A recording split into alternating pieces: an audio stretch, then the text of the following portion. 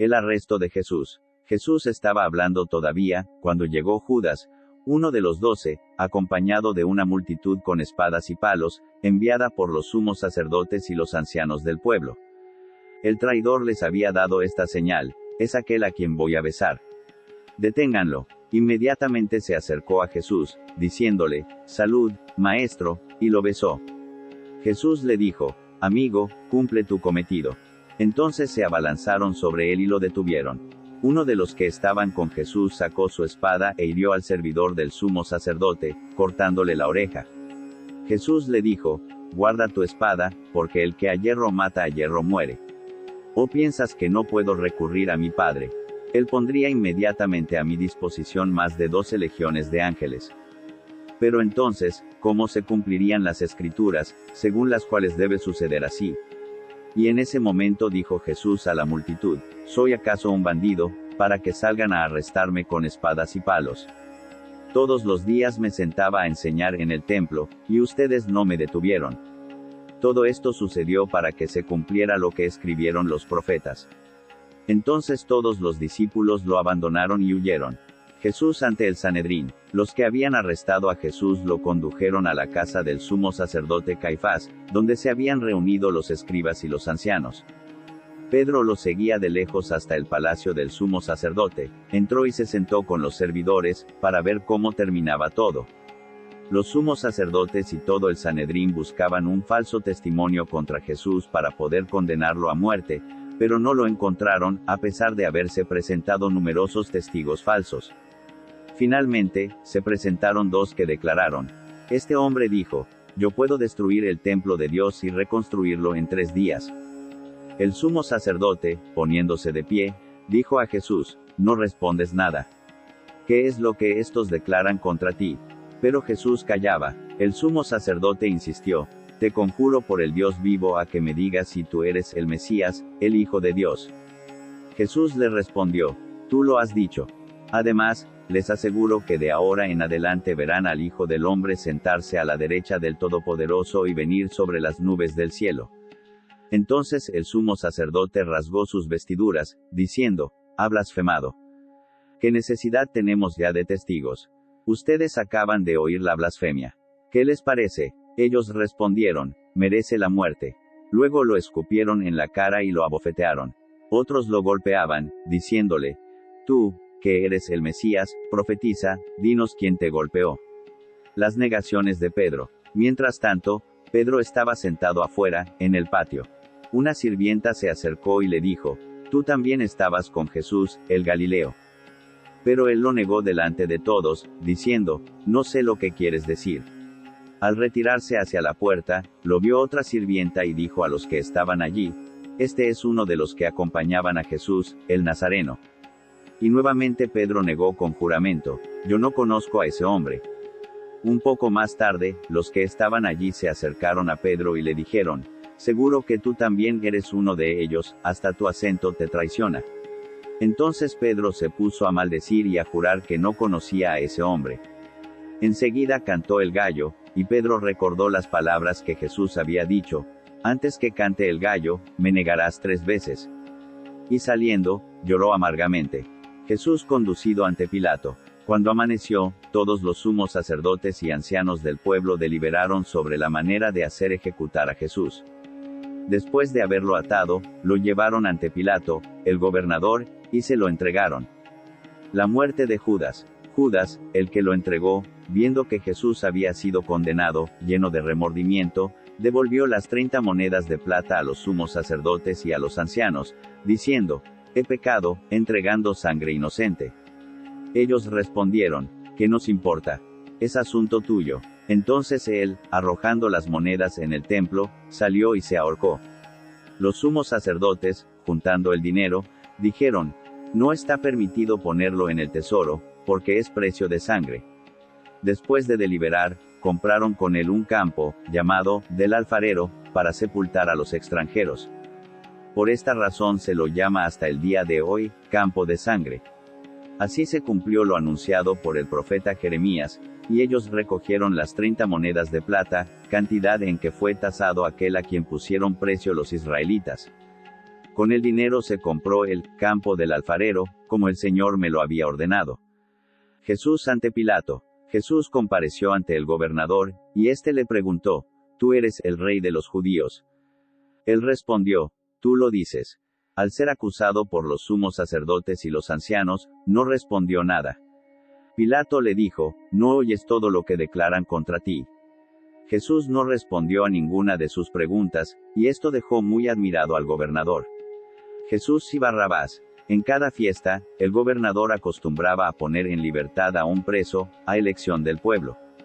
Había entonces uno famoso, llamado Barrabás. Pilato preguntó al pueblo que estaba reunido, ¿a quién quieren que ponga en libertad, a Barrabás o a Jesús, llamado el Mesías?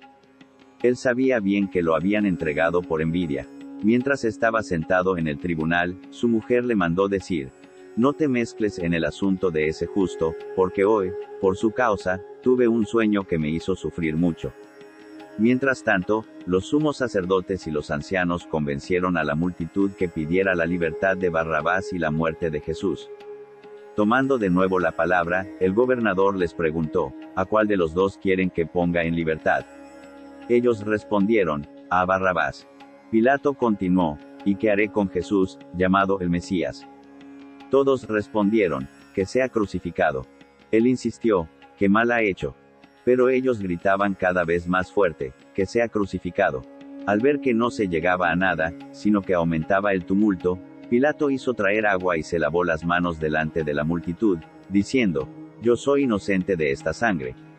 Es asunto de ustedes. Y todo el pueblo respondió, que su sangre caiga sobre nosotros y sobre nuestros hijos. Entonces, Pilato puso en libertad a Barrabás, y a Jesús, después de haberlo hecho azotar, lo entregó para que fuera crucificado. La coronación de espinas. Los soldados del gobernador llevaron a Jesús al pretorio y reunieron a toda la guardia alrededor de él. Entonces lo desvistieron y le pusieron un manto rojo.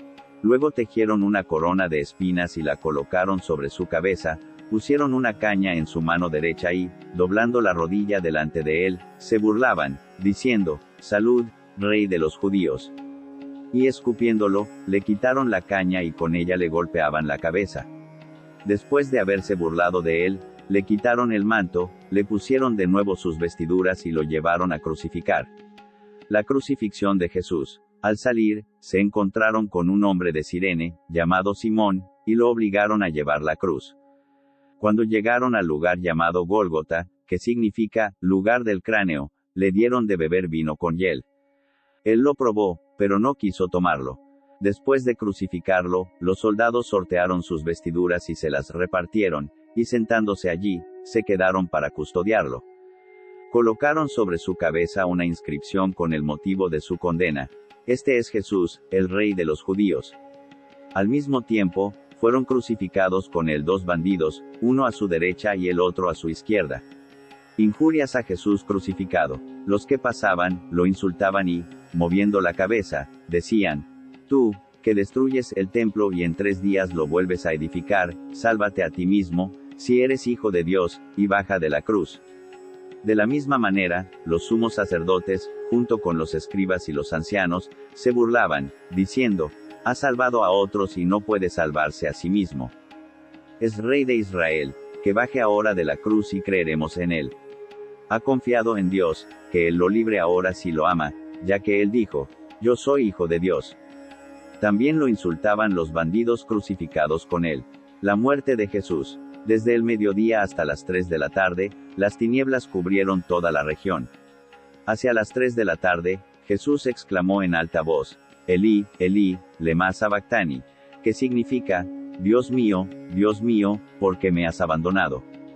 Algunos de los que se encontraban allí, al oírlo, dijeron, está llamando a Elías.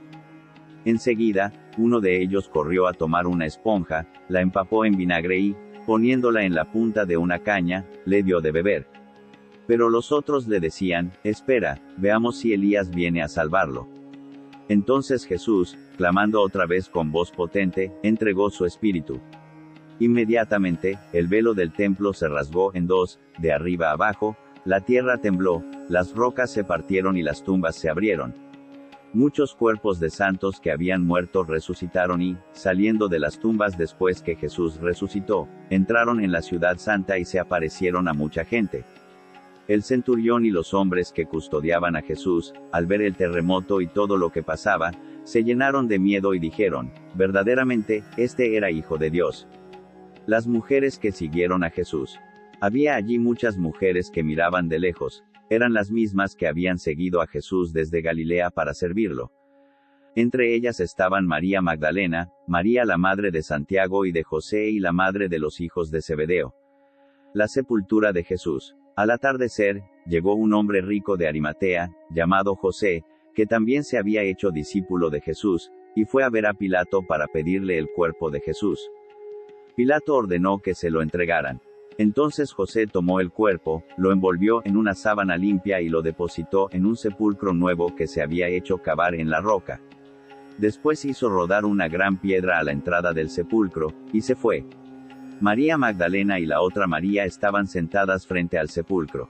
A la mañana siguiente, es decir, después del día de la preparación, los sumos sacerdotes y los fariseos se reunieron y se presentaron ante Pilato, diciéndole, Señor, nosotros nos hemos acordado de que ese impostor, cuando aún vivía, dijo, a los 3 días resucitaré. Ordena que el sepulcro sea custodiado hasta el tercer día, no sea que sus discípulos roben el cuerpo y luego digan al pueblo, ha resucitado.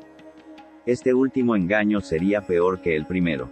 Pilato les respondió, ahí tienen la guardia, vayan y aseguren la vigilancia como lo crean conveniente. Ellos fueron y aseguraron la vigilancia del sepulcro, sellando la piedra y dejando allí la guardia.